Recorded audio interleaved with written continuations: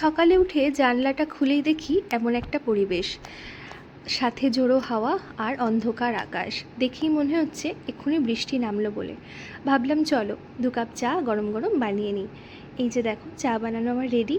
এরপর চলে এলাম ব্রেকফাস্ট বানানোর জন্য। আজকে ডিম পাউরুটির সাথে একটু ক্যাচাপ নিয়েছিলাম। খাওয়া দাওয়া করে নিয়ে আমি চলে গেছিলাম টুকটাক রান্না করার জন্য। আজকে একটু মুসুর ডাল সেদ্ধ করে নিয়েছিলাম লঙ্কা আর একটু তেল নুন দিয়ে, সিম্পলভাবে। আমার সিম্পল খেতেই মাঝে মাঝে খুবই ভালো লাগে। এরপর মাকে একটু পুজো দেবো বলে ভালো করে ফুলের সাজিটায় আমি ফুল টুল সাজিয়ে নিয়েছিলাম। আর মা লক্ষ্মীর জন্য একটু দুব্বা তুলে নিয়েছিলাম, যেগুলো মা লক্ষ্মীকে আমি দেবো। তো প্রতিবার বৃহস্পতিবার না আমি এই কাপড়গুলো পাল্টে দিই, কেচে ধুয়ে তুলে রাখি, আবার একটা সেট ভালো করে পরিষ্কার করে ঠাকুরদের বসিয়ে দিই। মা বরাবরই এইভাবেই পুজো করে এসেছেন, আর আমিও সেই ধারাটা বজায় রেখেই শ্বশুরবাড়িতে এইভাবেই পুজো করি। এক একটা বাড়িতে এক এক রকম নিয়ম। আমি চেষ্টা করি এই বাড়িতে যেমনভাবে পুজো হয়, যেইভাবে মা শিখিয়ে দিয়েছে সেই ট্র্যাডিশনটাই বজায় রাখার।